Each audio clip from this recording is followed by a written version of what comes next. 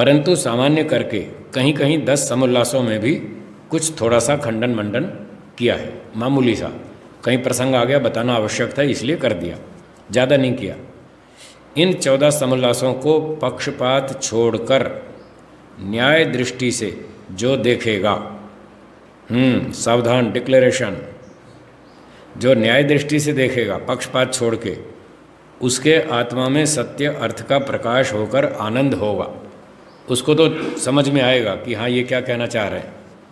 निष्पक्ष भाव से जो देखेगा, और जो हठ दुराग्रह और ईर्ष्या से देखेगा, उसको इस ग्रंथ का अभिप्राय यथार्थ विदित होना बहुत कठिन है।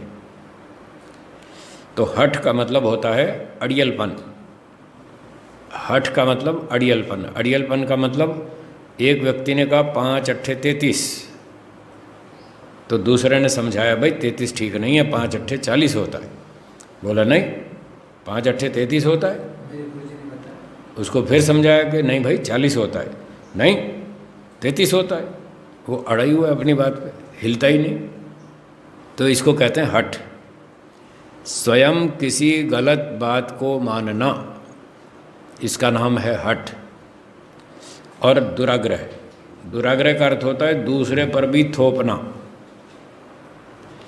हठ में अपने तक सीमित है कि मैं 5 अट्ठे 33 मानूंगा, तुम उल्टे नाचो सीधे नाचो जो मर्जी करो, मैं चेंज नहीं करने वाला हूँ, मैं तो 33 ही मानूंगा। ये है हठ। और फिर वो उठाएगा पिस्तौल और तान देगा, 5 अट्ठे 33 मानो नहीं तो उड़ा दूंगा। ये है दुराग्रह। दुराग्रह, तुमको भी यही मानना पड़ेगा, जो मैं कहता हूँ वही मानो नहीं तो उड़ा दूंगा। ये दुराग्रह। तो हठ, दुराग्रह और ईर्ष्या, जलन। जैसे संप्रदाय वाले प्राय जलन करते हैं, ये तो जैनी है, ये तो ईसाई है, ये तो फलाना है, तो वो एक दूसरे से जलते हैं। तो ऐसे हठ से, दुराग्रह से, ईर्ष्या से अगर आप इस शास्त्र को पढ़ेंगे, सत्यार्थ प्रकाश को, तो कुछ समझ में नहीं आएगा। इसलिए जो कोई इसको यथावत न विचारेगा, जो कोई ढंग से इसको नहीं पढ़ेगा, निष्पक्ष भाव से नहीं पढ़ेगा, सत्य को जानने की भावना से नहीं पढ़ेगा, शुद्ध अंतःकरण से नहीं पढ़ेगा, वह इसका अभिप्राय न पाकर गोता खाया करेगा। वो ऐसे ही गोते खाएगा जैसे नदी में आदमी गोते खा रहा है, डूब रहा है, वो ऐसे ही उल्टा पलटा होता रहेगा, उसको पल्ले नहीं पड़ेगा कुछ भी। और विद्वानों का यही काम है कि सत्य असत्य का निर्णय करके, सत्य का ग्रहण असत्य का त्याग करके परम आनंदित होते हैं। विद्वान बुद्धिमान लोग का यही काम है। जो सत्य को स्वीकार करते हैं, असत्य को छोड़ देते हैं, वही वास्तव में बुद्धिमान होते हैं, वही विद्वान होते हैं। और जो समझ करके भी सत्य को स्वीकार नहीं करते, असत्य को नहीं छोड़ते, स्वार्थ और मूर्खता से उसी पे अड़े रहते हैं, वो विद्वान नहीं होते, वो बुद्धिमान नहीं होते, वो मूर्ख और स्वार्थी होते हैं। वो स्वयं पिटते हैं और दूसरों को पिटवाते हैं। तो ऐसा नहीं बनना चाहिए। वे ही गुणग्राहक पुरुष विद्वान होकर धर्म, अर्थ, काम और मोक्ष रूप फलों को प्राप्त होकर प्रसन्न रहते हैं। जो सत्य का ग्रहण करते हैं, असत्य का त्याग करते हैं, वो विद्वान होते हैं, बुद्धिमान होते हैं। ऐसे ही गुणग्राहक लोग धर्म, अर्थ, काम और मोक्ष, इन 4 चीज़ों की प्राप्ति करते हैं और अपना जीवन सफल बनाते हैं। तो महर्षि दयानंद जी ये बात इसलिए कह रहे हैं कि संसार भर के विद्वानों को मैं आह्वान करता हूँ, उनको निवेदन करता हूँ कि वो लोग मेरी पुस्तक पढ़ के सत्य को, असत्य को समझें, सत्य को स्वीकार करें। और सारे संप्रदायों के बड़े बड़े चीफ लीडर्स सब इकट्ठे होकर कॉन्फ्रेंस करें, और जो सत्य हो वो सारे लोग मिनिमम कॉमन प्रोग्राम बनाएं। वो वेद का ही प्रोग्राम होगा। वो जो आप मिनिमम कॉमन प्रोग्राम बनाएंगे सबके लिए, जो सबको सूट करता है, वो वैदिक होगा। तो उसको स्वीकार कर लें, बाकी जो आपस में टकराता है उसको छोड़ दें, दुनिया में शांति हो जाए, उनको भी पुण्य मिले, जनता भी सुखी हो जाए। तो मैं ये हाँ जी, अब चलिए शंका समाधान कर लें। जिसको पूछना हो वो रेज हैंड करेगा, व्रतिका बहन जी मुझे बता देंगी, फिर हम उनका उत्तर देंगे।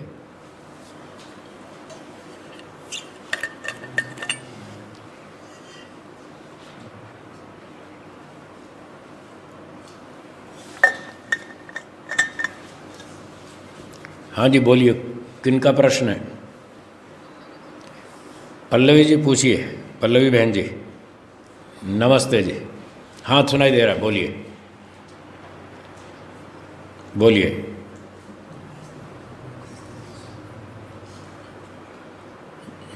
जी जी।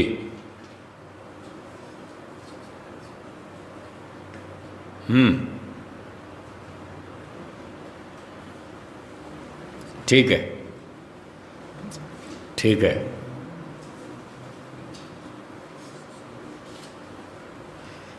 हाँ हाँ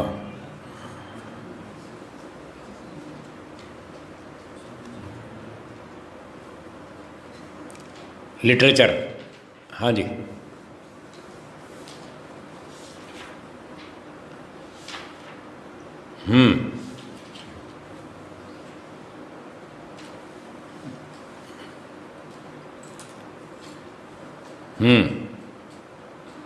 ठीक ठीक है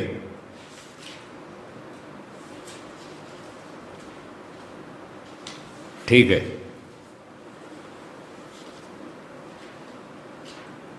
ठीक है ठीक है ठीक है ठीक है। उनका विचार ऐसा है, हार्वर्ड वालों का विचार ऐसा है कि वो बहुत ऊंची बात बताते हैं जो कि व्यावहारिक नहीं है, उनका ये कहना है। अच्छा, अब प्रश्नों का उत्तर सुनिए। पहला प्रश्न दोहराता हूँ। आपने पूछा कि जो व्यक्ति भोजन बनाता है उसकी भावनाएं भी भोजन में चली जाती हैं और उसका खाने वाले पर प्रभाव पड़ता है, तो इस बात को किस तरह समझना चाहिए, लॉजिकल पॉइंट ऑफ व्यू से कैसे समझना चाहिए। इसका उत्तर ये है कि जो व्यक्ति भोजन बनाता है वो मन में जैसी भावना रखता है, जैसा विचार रखता है, तो उसका भोजन में थोड़ा सा मानसिक प्रभाव जाता है, ये बात ठीक है।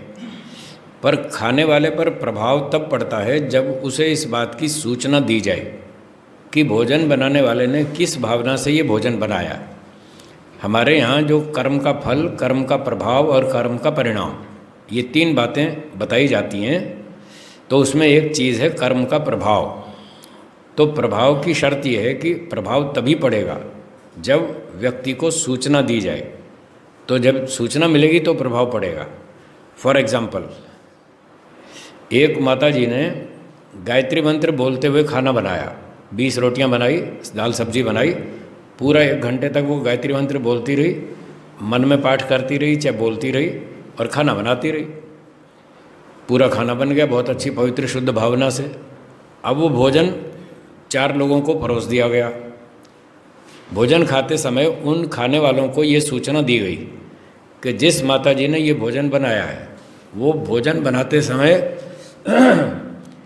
वो गायत्री मंत्र का पाठ करती थी और भगवान से प्रार्थना करती थी कि भोजन खाने वालों को सद्बुद्धि देना, इनका स्वास्थ्य अच्छा बनाना और उनको आशीर्वाद देना। मैं इस भावना से भोजन बना रही हूँ, हे ईश्वर आप इन खाने वालों पर कृपा करना। ये सूचना दी गई भोजन खाने वालों को। बताइए उनके मन पर इस बात का, इस सूचना से उस भोजन के खाते समय कुछ प्रसन्नता, आनंद, उत्साह, कुछ फायदा होगा या नहीं होगा? बहुत अच्छा बताया आपने, सही बताया।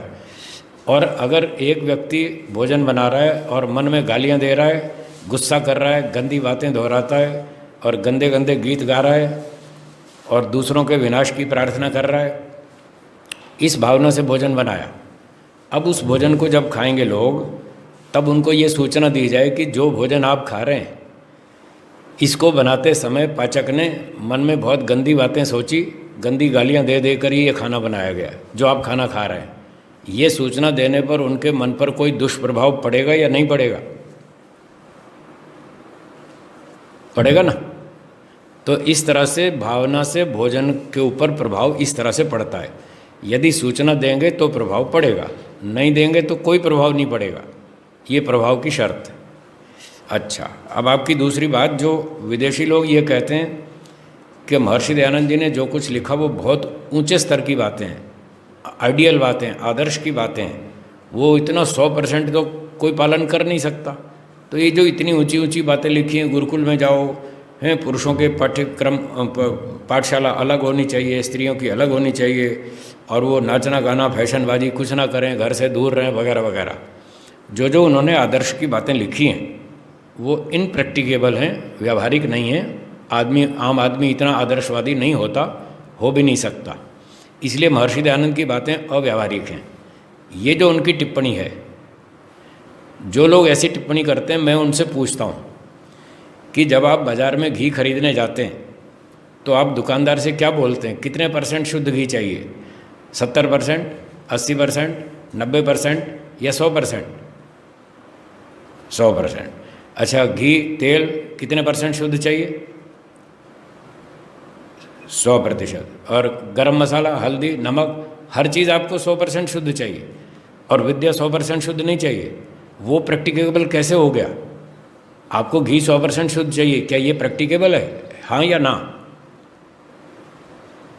अगर घी 100% शुद्ध मिल सकता है, तेल 100% शुद्ध मिल सकता है, और आप चाहते हैं, उसके लिए मेहनत करते हैं, उसके लिए क्वालिटी कंट्रोल करते हैं, उसके लिए तरह तरह की टेस्टिंग टीम बिठाते हैं, लेबोरेटरी में टेस्ट करते हैं। जब आप इतनी सारी मेहनत करते हैं कि आपको घी तेल हल्दी मसाला नमक हर चीज़ 100% शुद्ध चाहिए, तो आपको जीवन जीने का तरीका 100% शुद्ध नहीं चाहिए? उसमें 70% अच्छा हो और 30% घोटाला हो तो चलेगा क्या? हाँ या ना?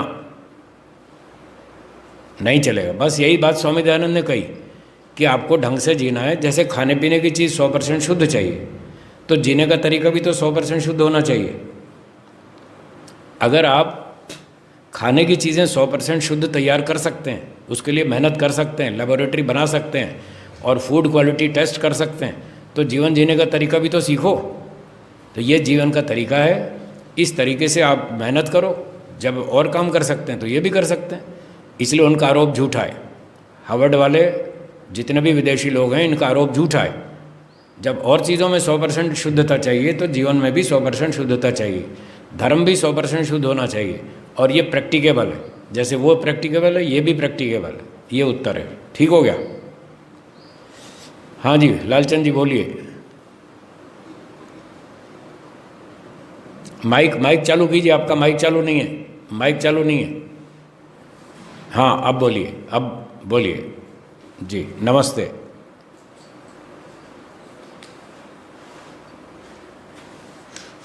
आठवें समोल्लास में? अच्छा, बोलिए। हाँ, ठीक है। हाँ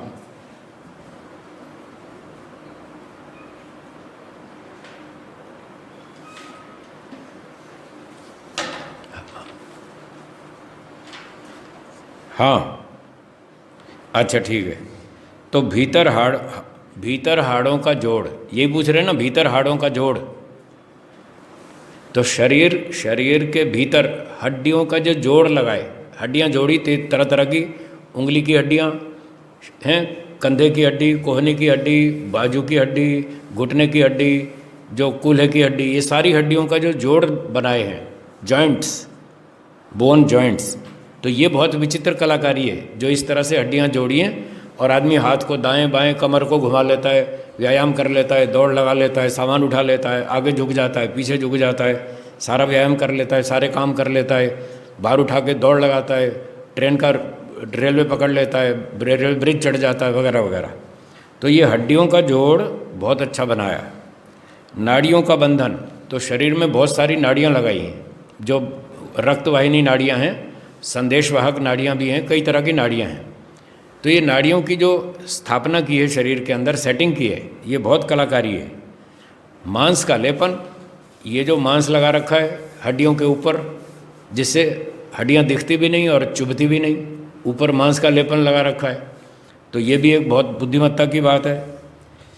और चमड़ी का ढक्कन, ये जो चमड़ी है, स्किन, ये ऊपर सारा ढक्कन ऐसा लगा दिया, सब चीज़ पैक कर दी, अंदर वाला कुछ भी दिखता नहीं है, इसलिए आदमी एक दूसरे को शक्ल देख सकता है। अगर ऊपर की चमड़ी हटा दें तो आदमी देख नहीं पाएगा, इतनी ख़राब हालत हो जाएगी। तो ये चमड़ी का ढक्कन लगा दिया। प्लीहा जो है, स्प्लीन को कहते हैं। हमारे पेट में एक अंग होता है, उसको प्लीहा बोलते हैं हिंदी में, और अंग्रेज़ी में स्प्लीन कहते हैं। फिर यकृत, इंग्लिश में इसको लीवर कहते हैं, और फेफड़ा, ये फेफड़े हैं दो जिससे हम सांस लेते रहते हैं, अंदर भरते रहते हैं। तो पंखा कला का स्थापन, ये जो दिन रात पंखा चल रहा है, प्राण अपान का पंखा, सांस ले रहे हैं छोड़ रहे हैं, ये परमात्मा ने स्थापित कर रखा है। रुधिर शोधन, रक्त की शुद्धि होती है, फेफड़ों में ऑक्सीजन वगैरह जाती है और वहाँ रक्त की शुद्धि होती है, और इस प्रकार से प्रचालन, ब्लड सर्कुलेशन पूरी बॉडी में होता रहता है। और विद्युत का स्थापन, बॉडी के अंदर इलेक्ट्रिक भी स्थापित कर रखी है, बिजली, गर्मी, अग्नि तत्व है वो भी डाल रखा है। जीव का संयोजन, फिर जीवात्मा को शरीर के अंदर फिट कर रखा है, ऐसा फिट कर दिया, निराकार है और फिर भी कहीं ना कहीं घूमता रहता है, निकलता नहीं, अंदर बैठा रहता है, घूमता रहता है, सब काम बढ़िया चलता रहता है उसका। शिरो रूप मूल रचन, ये जो सिर है, सिर जैसे जैसे वृक्ष होता है, वृक्ष की जड़ तो ज़मीन में होती है, शाखाएं ऊपर होती है। तो उपनिषद में लिखा है मनुष्य जो शरीर है ये उल्टा वृक्ष है, उल्टा वृक्ष, वृक्ष की जड़ें नीचे होती हैं, यहाँ शरीर की जड़ें ऊपर हैं, ये जड़ है खोपड़ी, और हाथ पैर नीचे हैं, हाथ पैर नीचे लटक रहे हैं, तो ये शाखाएं हैं। ऊर्ध्वमूलम अवाक शाखा, जिसका मूल ऊपर है, शाखाएं नीचे हैं। तो ये खोपड़ी जो बनाई ईश्वर ने, दिमाग, सिर, ये उसका जड़ की तरह से बहुत कलाकारी से बनाया। और लोम, लोम कहते हैं जो हमारे शरीर पर बाल होते हैं, सारे शरीर पे जो बाल उगे हैं, इसका नाम है लोम। और नख का मतलब नाखून, नेल्स, उंगलियों पे नाखून है ये। तो ये सारी चीज़ें परमात्मा ने स्थापित की हैं शरीर में, ये हमारी रक्षा करती हैं, हमारी खाना पीना, जीना, कार्य करना, कर्मफल भोगना, सुखी दुखी होना, ये सारे काम इस शरीर से होते हैं। और आँख की अतीव सूक्ष्म शिरा का तारवत ग्रंथन, आँख के अंदर बहुत पतली पतली शिराएं, मतलब नाड़ियाँ, पतली नाड़ियाँ जिसमें ब्लड चलता है, रक्त चलता है, और उस रक्त सप्लाई से आँख हमारी ठीक काम करती है। देखना और आँख की स्वस्थता बनी रहती है, देखना, विजन को, दृश्य को पकड़ना, फिर आगे अंदर सूचना भेजना, दिमाग तक ले जाना। तो ये सारी जो कलाकारी है ये परमात्मा की कलाकारी है, इसको बिना ईश्वर के कौन कर सकता है, ये बात। चलिए जी जी, धन्यवाद धन्यवाद। और किसी की शंका हो तो बोलिए, बोलिए जी, बोलिए। नमस्ते जी।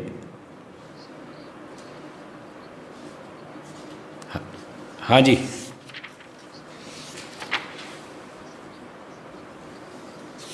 ठीक है।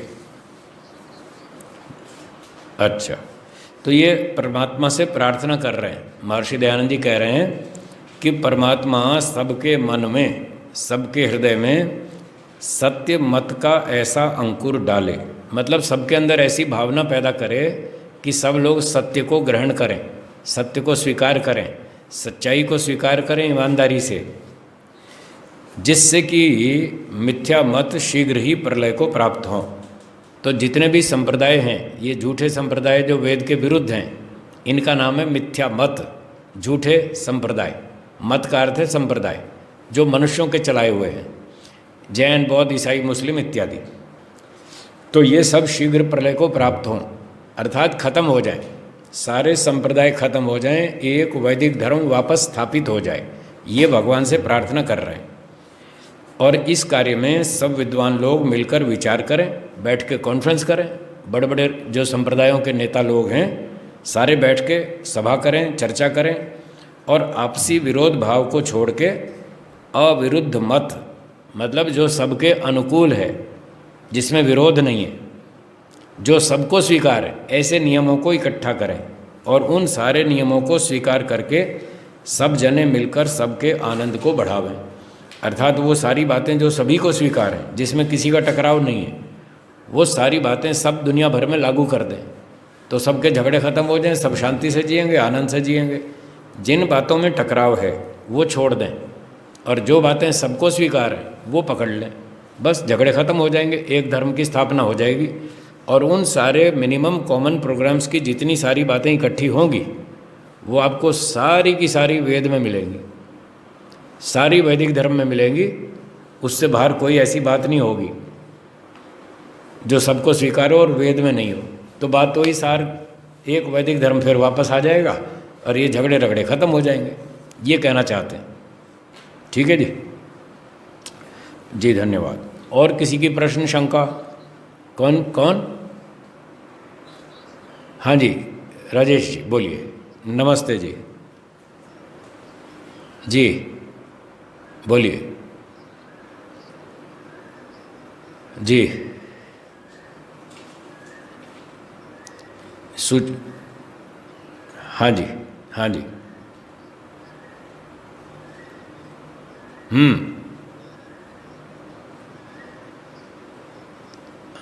होस जी जी जी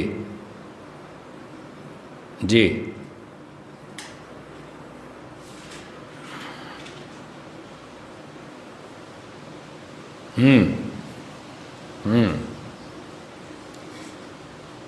सबके लिए कर रहे हैं।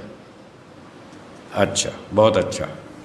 तो पहली बात ये थी कि कोई रोगी है और हम उसके स्वास्थ्य की प्रार्थना करते हैं, तो हमने कहा था कि अगर उसको सूचना देंगे तब तो लाभ होगा और नहीं देंगे तो नहीं लाभ होगा। तो आपकी शंका है कि जब हम उसको सूचना देंगे तो हमको अभिमान आएगा कि मैं आपके स्वास्थ्य के लिए प्रार्थना करता हूँ। तो इसका उत्तर है कि यदि आपको अभिमान आता हो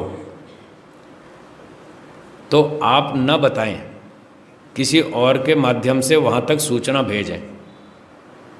आप खुद सीधा ना बताएं, एक व्यक्ति को बीच में डाल लें, उसको कहें भाई तुम जाके मेरी सूचना उसको दो, मैं तुम्हारे स्वास्थ्य की प्रार्थना करता हूँ।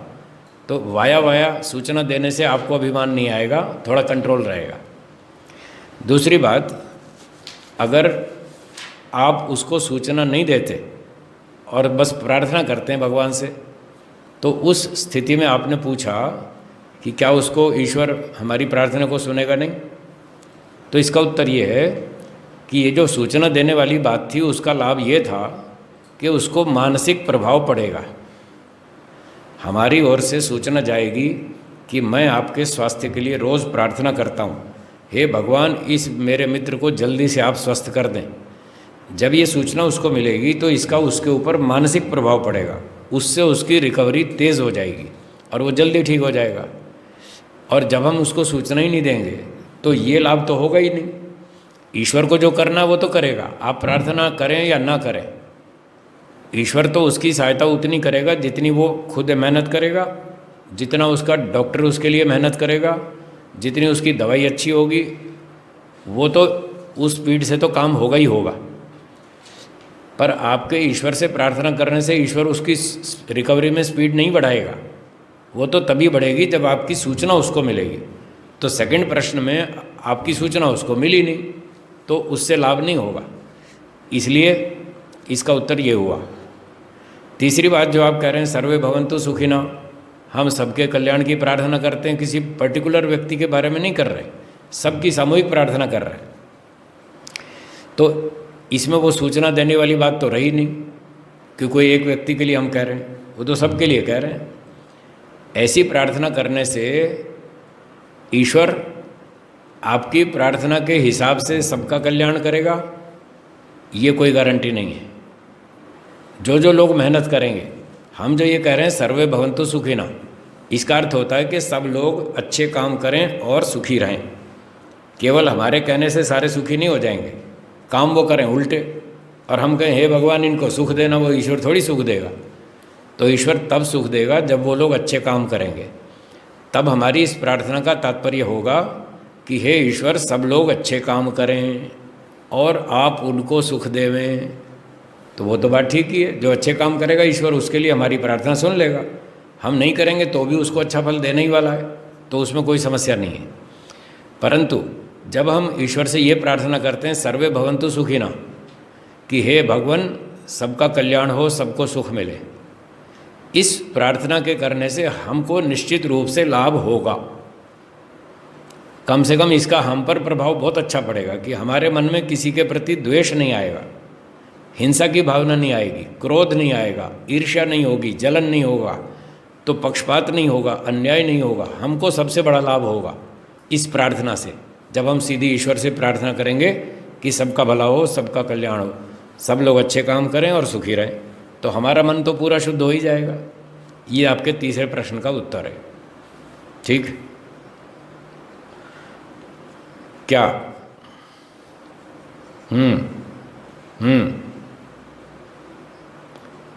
वो आपको भ्रांति भी तो हो सकती है। क्या आपको भ्रांति नहीं हुई आज तक जीवन में कभी भी?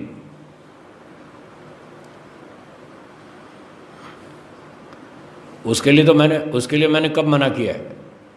प्रार्थना करने से इफेक्ट होता है, मैं पहले ही स्वीकार कर चुका हूँ, लेकिन मेरी शर्त है, सूचना दोगे तो होगा, नहीं दोगे तो नहीं।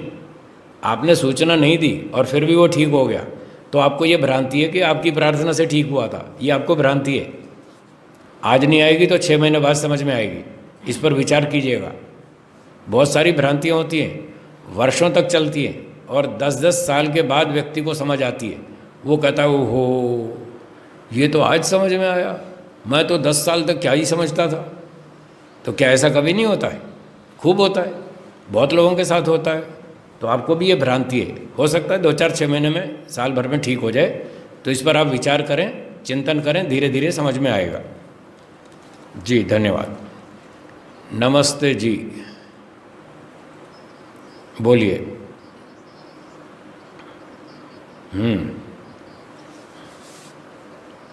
हाँ जी,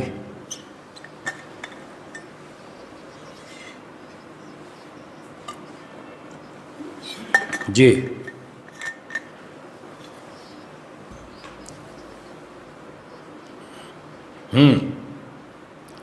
जी जी,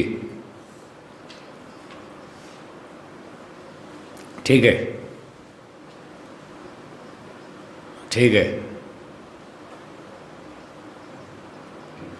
उसको आप सूचना नहीं दे सकते, वहाँ आपकी प्रार्थना काम नहीं आएगी। आपके लिए काम आएगी। आप एक कौमा में बेहोश व्यक्ति है, उसकी कल्याण की, स्वास्थ्य की प्रार्थना करते हैं, इससे आपको तो लाभ होगा।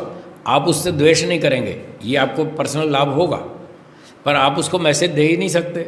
इसलिए आपकी प्रार्थना से वो जो साइकोलॉजिकल इफेक्ट होने वाला है वो नहीं होगा।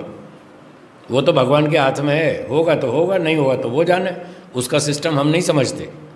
ठीक है जी, चलो बहुत अच्छा। एक और इसका एक एंटी एग्जाम्पल देता हूँ। एक व्यक्ति अच्छा भला स्वस्थ है, कोई रोग नहीं है, बिल्कुल फिट है, उसको आप ये सूचना दीजिए कि मैं तुम्हारे सर्वनाश की प्रार्थना रोज़ करता हूँ, सुबह शाम दोनों टाइम, बिना नागा। उसको ऐसी सूचना दीजिए, बोलिए उसके दिल पे कोई असर होगा कि नहीं? होगा ना? जब इसका असर होगा, मैं तुम्हारे सत्यानाश की, सर्वनाश की प्रार्थना करता हूँ, जब इसका असर होगा तो उसका असर क्यों नहीं होगा कि मैं आपके स्वास्थ्य की प्रार्थना करता हूँ, आपकी खुशहाली की प्रार्थना करता हूँ? उसका असर क्यों नहीं होगा? बिल्कुल होगा। और अगर आप किसी के विनाश की प्रार्थना करते हैं और उसको सूचना बिल्कुल नहीं देते, उस पर कोई असर नहीं होगा, उस पर कोई असर नहीं होगा। तो बात तो वही रही, सूचना दोगे तो असर होगा, नहीं होगा, नहीं दोगे नहीं होगा। और कोई प्रश्न है? नहीं है, ठीक है। हाँ अंजलि बहन जी बोलिए। अंजलि बहन जी, माइक ऑन कीजिए, माइक ऑन कीजिए आपका। हाँ अब बोलिए। नमस्ते।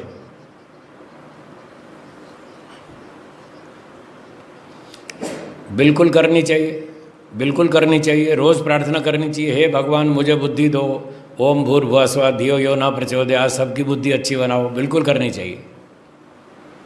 जी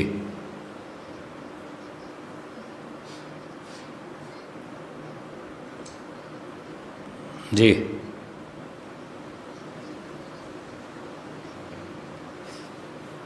वही प्रभाव पड़ता है। जैसे मैं आपके सामने संस्कृत बोलूं और आप संस्कृत जानते नहीं, तो आपको कुछ प्रभाव पड़ेगा? नहीं पड़ेगा। एक चाइनीज़ लैंग्वेज वाला आपके सामने चाइनीज़ लैंग्वेज में प्रवचन करे तो आपके समझ में नहीं आएगा, कोई प्रभाव पड़ेगा? नहीं। तो ऐसे ही आप मंत्र बोलते जाएं और अर्थ का पता ही नहीं, तो कोई प्रभाव नहीं पड़ेगा। और जब आप मेरी भाषा समझते हैं, मैं आपके लेवल की भाषा बोलता हूँ, आधी हिंदी आधी अंग्रेजी ठोकता हूँ, आधी कुछ और चालू भाषा बोलता हूँ, तो आपकी समझ में आता है, तो आपको लाभ होता है। तो बात तो ये है कि जब वो समझ में आएगा, उसका मीनिंग, भाव, अभिप्राय समझ में आएगा तो लाभ होगा। तो जिन मंत्रों का भाव आपको नहीं आ रहा तो उसको पढ़िए, पुस्तक से पढ़िए, बार बार पढ़िए, 50 बार पढ़िए, तो धीरे धीरे वो दिमाग में सेट हो जाएगा, याद हो जाएगा। फिर जब आप मंत्र बोलेंगे तब उसका अर्थ समझ में आएगा, उसका लाभ होगा। तो इस तरह से लाभ के लिए अर्थ को जानें। ठीक। हाँ हाँ, इसका उत्तर है कि आप पुस्तक खोल के बैठें, 2 महीना 3 महीना हर रोज़ पुस्तक खोल के बैठें, आँख खोल के पढ़ते जाएं, मंत्र पढ़ें, एक एक शब्द का अर्थ पढ़ें, फिर थोड़ा सा भावार्थ 1 लाइन में 2 लाइन में दोहरा लें। तो एक एक मंत्र को पढ़ें, एक एक शब्द का अर्थ पढ़ें, पढ़ते जाएं, आँख खोल के 3 महीना पढ़ें। 3 महीने में आपको सारे अर्थ याद हो जाएंगे। कोई बहुत जोर नहीं लगाना, सिंपली पढ़ते जाइए, आपको 3 महीने में सब याद हो जाएगा। जब याद हो जाए फिर आंख बंद करके फिर ईश्वर का ध्यान करें, तो एक एक शब्द का अर्थ मन में दोहराएं, फिर आपको लाभ होगा। इस तरह से करें। ठीक है जी।